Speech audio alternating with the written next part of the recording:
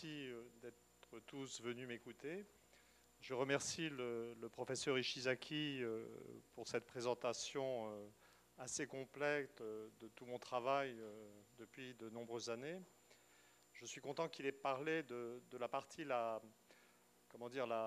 plus sérieuse de mon point de vue de mes travaux, c'est-à-dire l'anthropologie des structures familiales et la façon dont la diversité des structures familiales me permet de voir la diversité du monde, la façon dont ça me permet, quand je suis dans un pays étranger, même quand je n'en comprends pas la langue, ce qui d'ailleurs est généralement le cas, d'avoir une petite idée de la façon dont les gens pensent et sentent.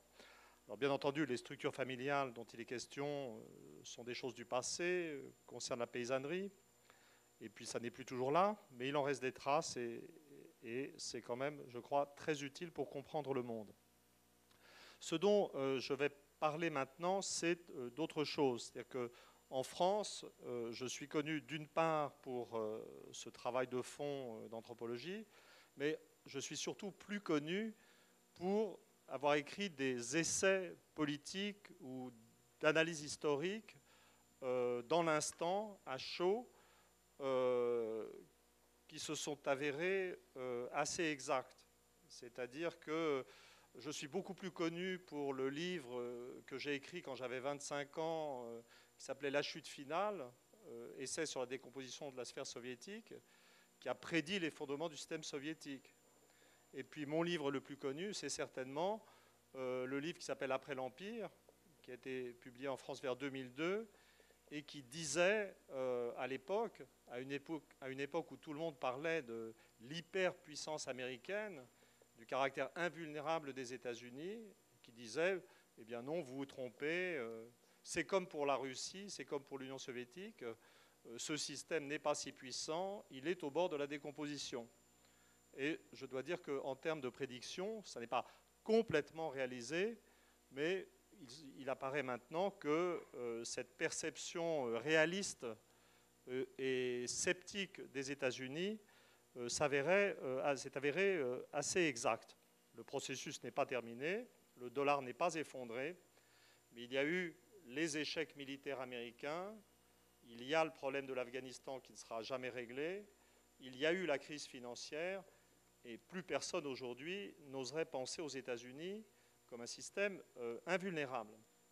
Alors, le problème, si on essaie de comprendre le monde actuel, c'est que la défaite de ces deux empires, l'empire soviétique, l'empire américain, qui pour une raison étrange ont tous les deux choisi d'aller mourir militairement en Afghanistan. Je pense que les historiens ou les métaphysiciens de l'histoire se demanderont pourquoi les deux grands empires sont allés trouver leur défaite en Afghanistan, pays qui ne présente pas véritablement un grand intérêt. Le problème, c'est que la disparition de ces deux systèmes politiques, de ces deux systèmes économiques, c'est aussi la disparition de deux grandes idéologies qui structuraient le monde, qui organisaient notre perception du monde. Bon, dans un premier temps, il y a eu l'effondrement de l'idéologie communiste, qui a donné le sentiment que l'autre idéologie, le système adverse, le système libéral ou même ultralibéral, centré sur les pays anglo-saxons, était le vainqueur. Mais maintenant que ce système vainqueur apparaît en décomposition, nous sommes confrontés vraiment à un problème de perception du monde. Que dire du monde? Que regarder dans le monde? Comment décrire le monde? Alors, pour moi, j'ai toujours ma grille de lecture anthropologique, mes systèmes familiaux. Je peux décrire les pays du monde en termes de système de mœurs, et ça marche assez bien. Mais ce que je vais vous proposer maintenant, c'est une autre vision à partir je dirais, de paramètres de développement éducatif, de développement démographique, en séparant le monde anciennement avancé, anciennement développé du monde en développement, et essayer de voir comment cette nouvelle description du monde permet de comprendre la globalisation, de voir la globalisation. Alors, je veux dire, la globalisation, la mondialisation, c'est-à-dire ce sentiment d'une nouvelle unité de la planète, d'une collaboration de la planète dans toutes sortes d'activités sociales et économiques, eh bien moi, justement, pour moi, le fondement, le cœur de cette globalisation, ça n'est pas les phénomènes économiques. Quand on pense à globalisation, on pense au libre-échange, on pense aux échanges de marchandises, on pense à la division internationale du travail, on pense encore dans les termes, je dirais, de l'idéologie ultralibérale. Mais il faut bien voir que l'idéologie ultralibérale, quand elle met l'analyse économique au cœur de l'histoire humaine, ressemble beaucoup au marxisme des communistes, qui mettaient aussi l'économie, sont assez proches. Vous étiez dans une société où quelques prêtres savaient lire et écrire, et puis le reste de la population était analphabète. Et puis dans toute la suite de l'histoire, en Europe, puis ailleurs, vous avez une montée de l'alphabétisation. C'est-à-dire, les unes après les autres, les différentes catégories sociales commencent à lire et écrire. Donc on va avoir les prêtres, les marchands, les artisans, la noblesse, le monde paysan, le monde ouvrier, en fait tout le monde. Je veux dire, le mouvement ascensionnel, on peut décrire l'histoire de l'Europe et l'histoire du monde comme une histoire du mouvement de cette alphabétisation de masse. Donc en gros, il y a une grande diversité en Europe. L'accélération fondamentale commence à partir de la réforme protestante en Allemagne. À partir de 1900, la plus grande partie de l'Europe est alphabétisée. À cette date, le Japon est déjà sur le même rythme d'alphabétisation de l'Europe. C'est-à-dire, si on compare en termes d'alphabétisation le Japon et l'Europe, on comprend très bien pourquoi le Japon a rattrapé, et assez largement pour certains pays, dépassé l'Europe technologiquement, parce qu'il n'avait pas de retard d'alphabétisation. Et puis ensuite, ça s'étend, et on peut suivre tout au long du XXe siècle une accélération de ce processus d'alphabétisation. Vers 1980, ce qui est sensible, c'est que des pays comme la Chine sont en train d'achever leur processus d'alphabétisation, l'Amérique latine, et puis maintenant les pays arabes, les pays musulmans, l'Afrique noire est assez largement concernée. Et en fait, si on regarde, je sais qu'il y a des problèmes dans le monde, je sais qu'on vit, nous, plutôt un sentiment d'incertitude, mais si on étudie ce mouvement global d'alphabétisation, on a une vision très positive de l'histoire humaine. C'est-à-dire que vers 2030, l'histoire humaine aura atteint une étape tout à fait extraordinaire. L'ensemble des jeunes générations, sur la totalité de la planète, sauront lire et écrire. Alors, c'est, je dirais, et bien entendu, dans la foulée, dans la suite de cette montée des taux d'alphabétisation, il y a la transition démographique, la baisse de la fécondité. Je veux dire, quand j'étais étudiant, à la fin des années 60, au début des années 70, ce qu'on apprenait, c'est que l'explosion des naissances dans le tiers-monde allait être un problème insurmontable, que l'explosion des naissances paralysait le développement de ce qu'on appelait alors le tiers-monde, et qu'on n'allait jamais s'en sortir. En fait, les démographes ont constaté que la baisse de la fécondité commençait partout, très rapidement, de plus en plus rapidement, et qu'en fait, il y avait une relation mécanique entre l'alphabétisation des femmes, c'est-à-dire quand la moitié des femmes savent lire et écrire, on voit partout la fécondité s'effondrer, et en vérité, la planète aussi s'achemine vers un état de contrôle complet, je dirais, de la fécondité. Donc, si on regarde la planète dans son ensemble, on ne peut qu'avoir le sentiment qu'un moment très privilégié, très positif de l'histoire humaine est sur le point d'être atteint. Alors le problème, je dirais que ça s'applique particulièrement bien aux pays, c'est un sentiment qu'on a particulièrement dans les pays qui sont au cœur du processus de développement. Je veux dire, dans des pays comme la Chine, comme l'Inde, qui viennent de franchir les seuils d'alphabétisation, ou qui sont sur le point de les franchir, je dirais la même chose de pays comme l'Iran, par exemple, l'histoire a clairement, pour les gens qui la vivent, un mouvement positif. On sent des sociétés qui sont jeunes, qui sont dynamiques, qui ont des problèmes, qui ont des démocraties souvent naissantes et inachevées. Je ne sais pas si la démocratie chinoise existera un jour, mais par contre, dans le cas d'un pays comme l'Iran, on voit que c'est quelque chose, dans les difficultés, et malgré les événements récents, quelque chose qui est en train de naître. L'Inde est déjà une démocratie, mais il y a le sentiment d'aller quelque part dans ces sociétés. Alors, pour ce qui nous concerne, et quand on pense en ces termes, dire nous, être européen ou japonais, c'est exactement la même chose. C'est-à-dire nous sommes dans des vieilles sociétés qui sont à un niveau de développement très supérieur.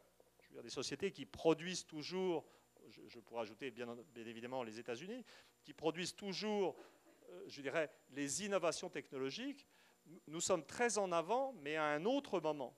Et ce qui caractérise les sociétés les plus développées, malgré leur avance, ça n'est pas le dynamisme et le mouvement.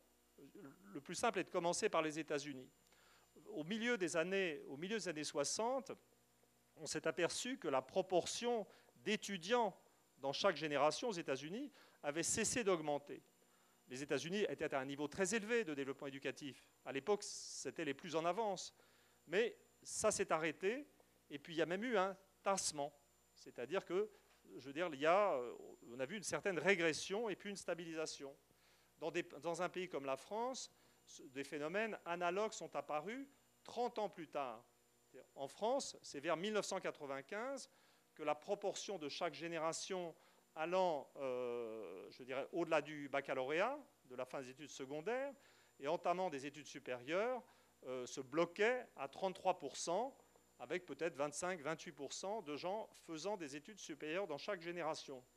Le Japon est un cas un peu particulier, puisque là, la proportion n'a pas encore commencé, je dirais, à se stabiliser clairement. Le Japon a atteint des niveaux de développement d'éducation supérieure très supérieurs à ceux de la France et des États-Unis, approchant pratiquement la moitié d'une classe d'âge. Mais dans tous ces cas, je veux dire, même pour le Japon, on peut pressentir le début d'une stagnation. Et puis l'idée de stagnation, donc ce que j'ai introduit là, c'est la notion d'une stagnation, d'un blocage du développement historique dans les pays les plus avancés et d'un développement historique qui est conçu en termes, je dirais, d'éducation, de mouvement culturel, pas en termes à proprement parler économiques. Alors, bien entendu, on peut expliquer beaucoup du pessimisme, de l'absence de vision de l'avenir qui prédomine maintenant dans des pays comme la France, l'Europe en général, les États-Unis même, par cette espèce de blocage de l'histoire éducative. Mais il n'y a pas que ça. Il y a aussi le fait que ces pays les plus développés ont atteint les premiers des fécondités très basses. Alors il y a certaines variations. Les États-Unis, la France, les femmes font 2 enfants en moyenne. L'Allemagne, le Japon, l'Europe du Sud ou la Russie, parce que la Russie, de ce point de vue-là, ressemble beaucoup à l'Europe occidentale, on va avoir des fécondités encore plus basses, à 1,3 enfants par femme. Donc ça a produit, je veux dire, simplement une déformation de la structure d'âge de la population, et ajouté aux progrès médicaux, ça a produit un vieillissement extraordinaire des populations. C'est-à-dire que l'âge médian, concept statistique, l'âge de l'individu, qui dans une société, il y en a 50% de plus âgés, 50% de moins âgés. L'âge médian, dans des pays comme la Chine, comme l'Inde ou l'Iran, l'âge médian de la population va être autour de 25-25 ans. L'âge médian en France va être autour de 39 ans. L'âge médian en Allemagne ou au Japon va être autour de 44 ans. Les populations allemandes et japonaises sont les plus âgées du monde. Je veux dire, ça n'est pas une constatation négative. C'est aussi les populations les plus âgées du monde parce que ce sont les populations les plus éduquées. Et il y a toutes sortes de corrélations positives de ce phénomène. Mais je crois que ce qui est important de comprendre, c'est que le monde est double actuellement. C'est-à-dire qu'il y a d'un côté le monde en développement qui décolle, qui peut être violent, qui reste pauvre, mais qui est optimiste. Et puis, il y a le monde le plus développé, où les idéologies ont disparu maintenant, emportées par la croissance du niveau éducatif, et puis, mais qui sont, je dirais, qui se perçoivent ou qui se sentent, sans vraiment comprendre pourquoi, au bord d'une certaine forme de stagnation, avec une certaine perte de sens. Donc je crois que c'est cette opposition qu'il faut avoir en tête si on veut comprendre ce qui se passe. Parce qu'à ce stade, on peut introduire, je dirais, la notion d'économie et la notion de commerce. C'est vrai que le libre-échange, l'interaction économique, je dirais, de l'ensemble des pays du monde est la chose qui a été mise en place dans les 20, 30 ou même 40 dernières années. Mais c'est quelque chose de, je veux dire, cette espèce d'interaction de tous les pays du monde économique, une fois qu'on a décrit le monde culturellement et démographiquement, ben, il faut bien se rendre compte que c'est quelque chose d'assez étrange.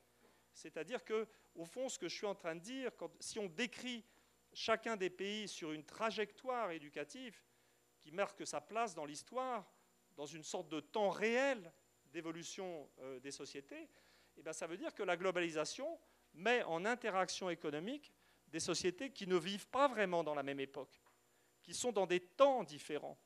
Et l'une des manifestations de ces temps différents et des dysfonctions que ça induit, c'est, je dirais, c'est quelque chose qu'on peut constater dans les différences de taux de salaire économique. Je veux dire, la richesse du Japon est 10 fois celle de la Chine, les salaires chinois sont 10 ou 20 fois inférieurs à ceux des pays européens.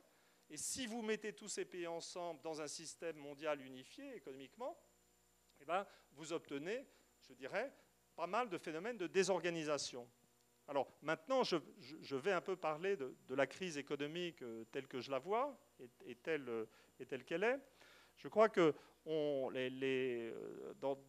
l'ambiance actuelle je dirais, de manque de réflexion sur les conceptions économiques ou de certains conformismes, les élites ou les classes gouvernantes de l'ensemble des pays les plus développés refusent de voir une évidence. C'est-à-dire, ils refusent de voir une évidence. Le libre-échange est une chose sympathique.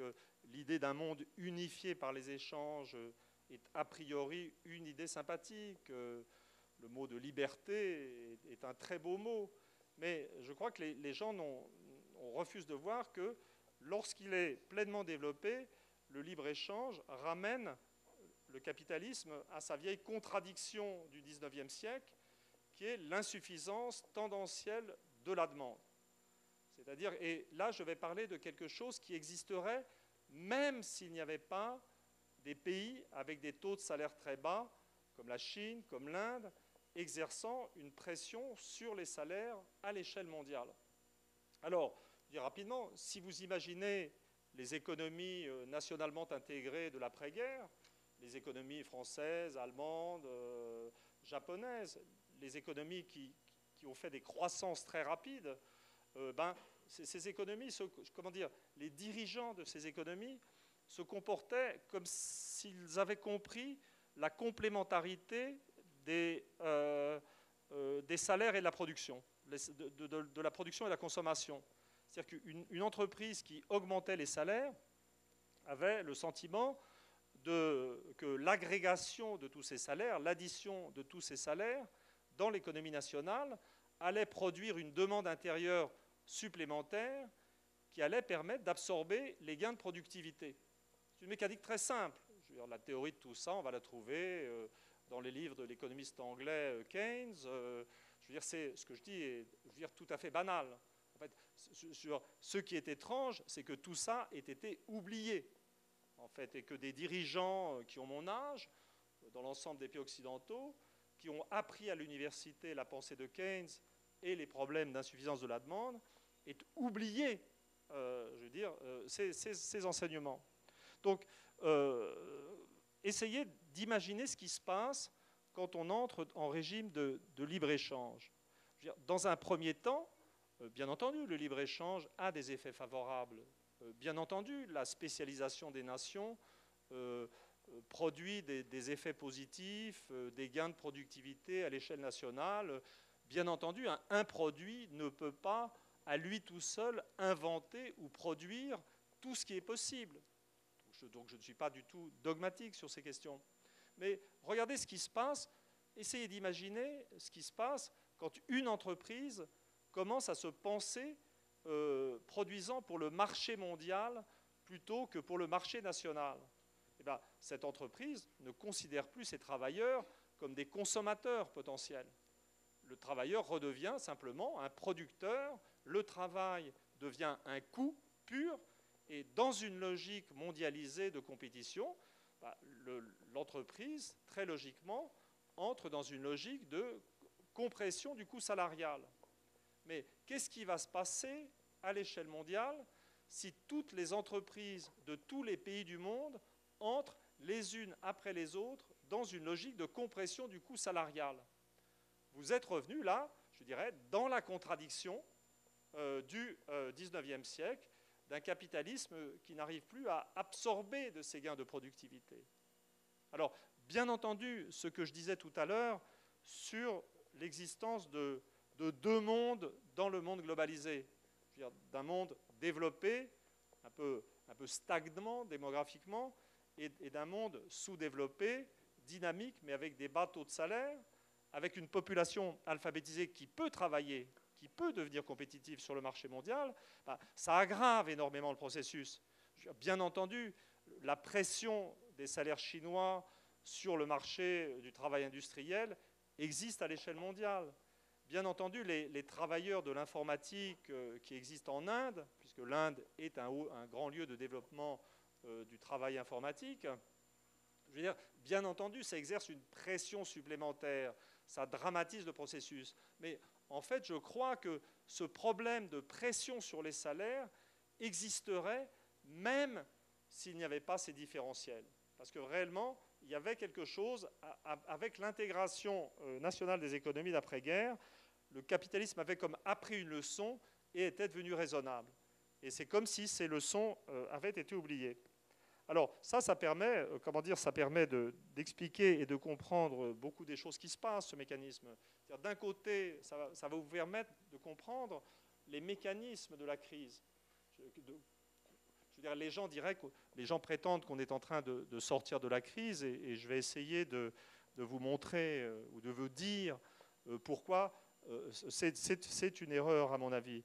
Mais cette interprétation très simple permet de comprendre non pas simplement l'effondrement de la production, puisque la mécanique des salaires, de la compression sur les salaires, permet de comprendre pourquoi s'il n'y a pas assez de salaires distribués, il n'y a pas assez de consommateurs, et on est confronté à une crise de surproduction mondiale, je veux dire en 2008, 2009, comme on l'a été en 1929. Mais ça permet aussi, ce genre de modèle permet aussi de comprendre, je dirais, le délire financier de notre époque.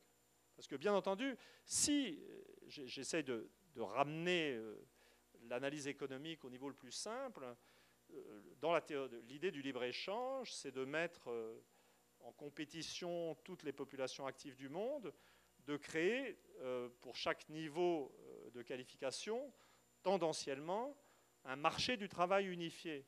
Et ça veut dire simplement, si vous faites ça, ça veut dire que vous allez, je veux dire, tendanciellement, en termes de tendance, qui n'est pas toujours complètement réalisé, vous allez essayer, c'est comme si vous essayiez d'introduire dans chacune des économies nationales le degré d'inégalité qui existe à l'échelle mondiale. C'est pour ça qu'une époque où il y avait des gens sur les trottoirs de Bombay, et puis nous avons maintenant des gens sur les trottoirs de Paris, puisque les niveaux d'inégalité doivent se retrouver.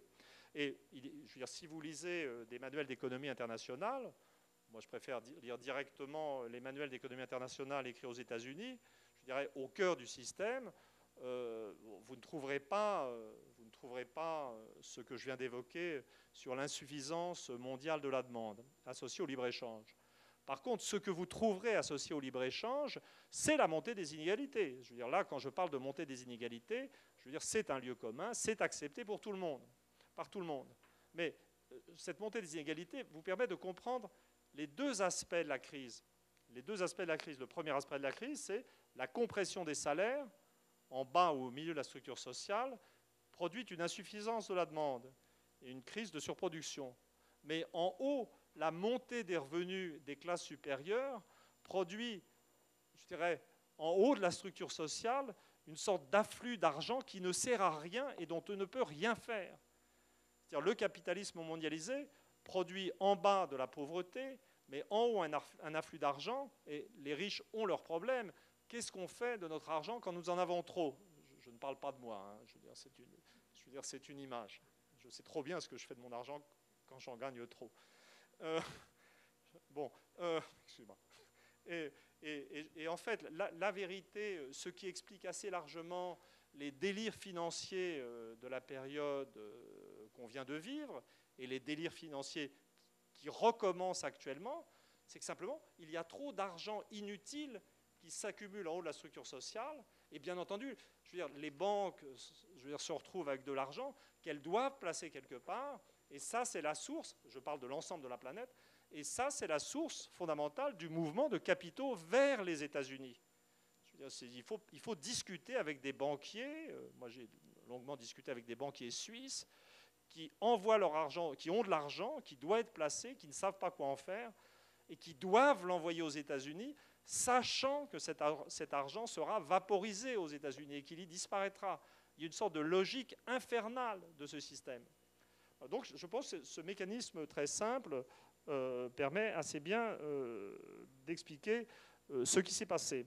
Alors, le problème, c'est qu'est-ce que ça permet de dire sur l'évolution actuelle de la crise? Ça permet de dire qu'on n'en est pas sorti.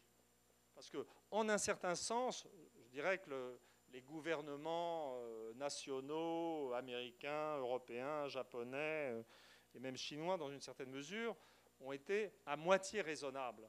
C'est-à-dire que, est-ce qu'il faut vraiment être génial ou raisonnable pour accepter l'idée qu'il y avait un problème de demande à l'échelle mondiale? Il faut simplement, je crois qu'il suffit de ne pas être aveugle ou fou pour s'en rendre compte. Donc, dans ce contexte, les plans de relance ont été une bonne chose. Réinjecter de l'argent dans l'économie, c'était une bonne chose. Sauver le système bancaire, c'était une bonne chose. Je dirais que de ce point de vue-là, les classes dirigeantes ont fait un peu mieux lors de la crise récente qu'elles n'ont fait lors du déclenchement de la crise de 1929. Mais les dirigeants qui se réunissent sympathiquement en G8, G20, bientôt je vais dire GX pour ne pas avoir à préciser le nombre de pays, disent qu'il faut soutenir la demande, qu'il faut coopérer, c'est très sympathique, c'est une bonne ambiance. Ça aussi, c'est un progrès par rapport aux années 30, où les gens pensaient plus à faire la guerre qu'à coopérer. Mais ils ajoutent toujours que l'important, c'est d'éviter le retour au protectionnisme. L'important, c'est de maintenir le libre-échange, comme s'ils n'avaient pas compris, et ils n'ont pas compris, que le libre-échange, c'est la machine à fabriquer la dépression de la demande. Donc, qu'est-ce qui se passe, en fait, actuellement? C'est tout à fait intéressant. Vous avez, alors les niveaux les taux de chômage sont toujours très élevés. Il y a un petit redémarrage de la production. Il y a de nouveau un emballement du secteur boursier. Par exemple, quand on parle des États-Unis actuellement, on va opposer, l'optimisme de Wall Street et la montée des indicateurs boursiers et la poursuite de la crise ou la seule stabilisation de la crise pour ce qui concerne l'activité industrielle. Mais la vérité, c'est que les mesures qui ont été prises jusqu'à présent ont simplement, de mon point de vue, parce qu'elles n'ont pas traité la question du libre-échange, ont remis en marche la machine à exercer une pression sur les salaires à l'échelle mondiale, une pression particulièrement exercée par des pays comme la Chine, l'Inde ou d'autres, toujours à l'échelle mondiale. Ce qui est remis en marche, c'est très très clair dans le cas d'un pays comme la France, c'est la machine à délocaliser des entreprises vers ces pays. En gros, finalement, les plans de relance mis en place dans les pays les plus développés aboutissent à relancer la machine à détruire l'industrie des pays développés par des pays comme la Chine, l'Inde et autres. Je ne suis pas du tout en train d'accuser des gens, et surtout pas les dirigeants de pays comme l'Inde et la Chine. Ce sont des pays qui doivent se développer, qui ont leur stratégie, qui ne me paraît pas tout à fait raisonnable, mais qui me paraît dangereuse. Ce qui me paraît problématique, c'est l'attitude des classes dirigeantes occidentales, américaines ou autres, qui semblent intellectuellement fatiguées, ou qui semble incapable, je dirais, de penser en termes d'organisation collective de la production. Alors, pour terminer cet exposé introductif, et puis ensuite il y aura une discussion, je voudrais quand même dire où j'en suis en termes de perception des États-Unis, puisque bien entendu la crise financière puis la crise économique ont été une étape dans la prise de conscience du déclin américain. Quand on pense en termes de déclin, enfin pour moi je trouve que les choses vont beaucoup plus vite. Quand j'ai écrit Après l'Empire, je ne pensais pas qu'on aurait si vite après le début de la guerre d'Irak le sentiment je veux dire, d'un déclin américain qui s'accélère. C'est comme si j'étais pris de vitesse. Quand j'ai écrit mon livre, quand j'ai prophétisé les fondements du système soviétique, j'ai dû quand même attendre 15 ans la réalisation de la prophétie. Et donc, quand j'ai écrit Après l'Empire, je me disais, je suis tranquille pour 15 ans, on va voir ce qui se passe dans 15 ans. Mais apparemment, les choses vont beaucoup plus vite. Et la crise économique récente a été un moment particulier de prise de conscience. Alors, je crois que cette crise n'a pas été que ça. Elle m'a fait comprendre autre chose et elle m'a fait commencer à réfléchir sur la fatigue des classes dirigeantes dans le monde en général. Ce qui est quand même frappant depuis la crise économique, c'est qu'elle a produit psychologiquement ou idéologiquement, je ne sais comment dire, un double mouvement. D'abord, une chute d'image des États-Unis, je veux dire une réalisation de ce que les États-Unis n'allaient pas si bien que ça, n'étaient pas l'hyperpuissance, n'étaient pas la solution à tous les problèmes. Mais d'un autre côté, elle a mis en évidence aussi un désir fou de continuer à croire dans la centralité des États-Unis. C'est-à-dire que la façon d'ailleurs dont les dirigeants européens et autres sont allés se réunir aux États-Unis plutôt qu'ailleurs pour discuter de la crise économique mondiale, se réunir pour aller discuter des règles de sécurité dans les banques. C'est peut-être un signe de tout à fait extraordinaire, mais qui allait au-delà de la soumission. Parce que quand même, ce qui s'est passé avec la crise bancaire, c'est que les États-Unis ont réalisé la plus grande escroquerie financière de l'histoire de l'humanité.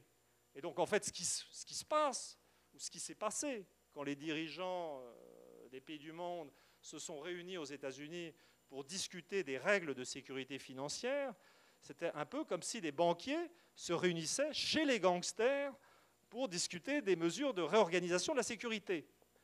Donc, on peut en rire, mais on peut essayer aussi d'analyser les choses en termes idéologiques ou de rapport de force.